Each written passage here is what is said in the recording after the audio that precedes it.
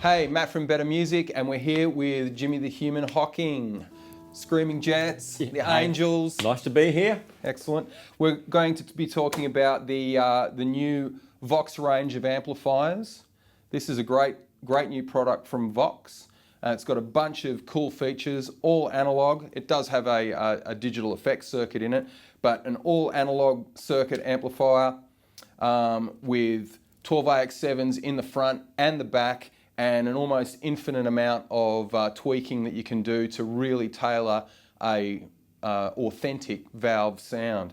And Jimmy's going to do a bit of playing for us. What else can you tell us about the amp, man? Well, this model, this is obviously it's got an offset speaker in there, and one of the interesting things is they've designed the cabinet with a section of wood that goes from the front to the back, kind of like a sound post would be in a violin, to make sure that the front and back resonate together. So there's a bit of acoustic engineering going on with the cabinet itself. To stop any like excess woofing or funny frequencies. Well, that's why they offset the speaker in actual fact, so that eliminates a lot of those negative frequencies we don't want. But we do want uniform resonation, and that's why that centerpiece resonates front and back, like an acoustic instrument. Basically. Yeah. Cool. It looks cool too. I does really look love cool. the new design. Yeah. It's got a very nice Art Deco kind of look about it, which I like. And I mean, I'm a big Vox fan. You know, I've played an AC30 since I was a young guy, basically. Right. Yeah. So, but this, all this is new technology, but it also represents the old classic sounds and a good palette of sounds to use.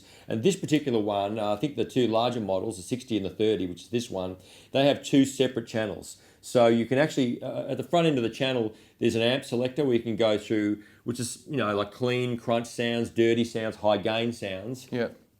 Then your regular EQ, and there's a power level output at the very end. So you've got your gain and your volume, but at the very end you've got, which is kind of like a power attenuator. So you can turn it down from 30 watts down to zero, basically. So you can get the tone at low volumes. Yeah, that seems to be the go. Yeah. And perfect for home recording as well, because you can play it at a real low volume. So with any new technology, I have an acid test, and that is because I'm an old-fashioned player, classic rock, all that kind of style. I want to be able to play with the amp dirty, and if I respond with the guitar by turning it down, and still get a clean sound. Yeah. So like here I am now. And here it's got a little bit of crunch to it, but it's a pretty clean sound.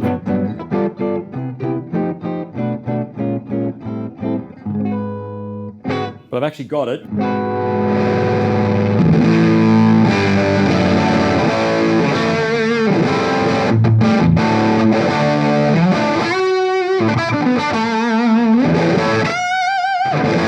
So I can still go from that sound back to this sound.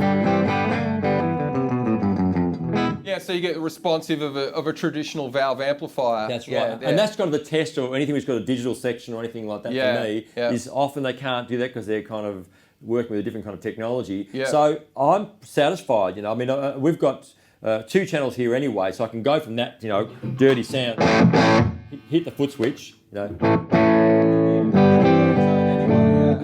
or two dirty sounds. It doesn't matter. They're two completely individual sections with the same selection of amps, dirty to clean. That's great. So you could basically set two almost identical overdrive sounds and have one volume boosted, for example. Exactly. Yeah. Right. So or you could just have one with a bit more mid-range poke, and that could be a solo sound, which is another way to do it. Yep. So it's a pretty handy thing, and it's a simple layout. It's a straight line. Here it is. You recognise all the features from your EQ, yada yada. So it is very, very easy to look at. There's no tricks there to it, is there? No, it's really straightforward. It's all in layman's terms. I mean, preamp circuit. Well, obviously that's our amp. That's the most technical thing written there. Yeah. Gain, treble, middle, bass, volume, and then your power level at the end of the amp. Simple effects parameters, and then you've got your tube parameters here, and all analog.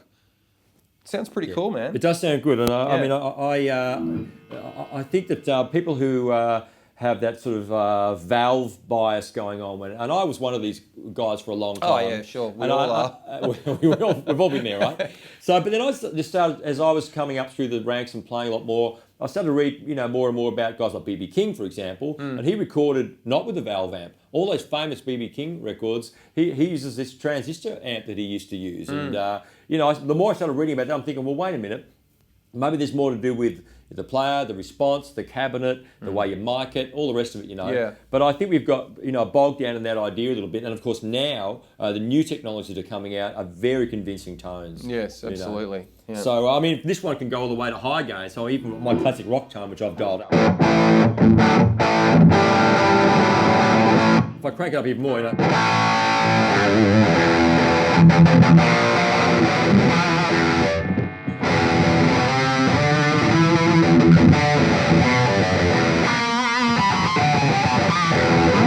So it's Yeah. got, if you're more a metal player, and then the clean sounds, are great as well.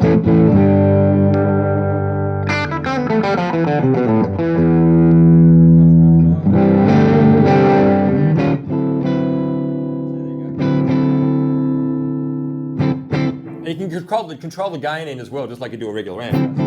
Clean it up even more. Yeah.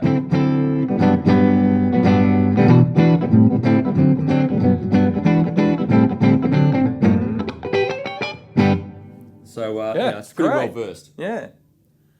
Very good. Yeah. Well, thanks for coming by, man. Pleasure. Showing me that. I really appreciate No it. worries at all. We're going to talk some more about RevStar soon. Yeah. All right, cool.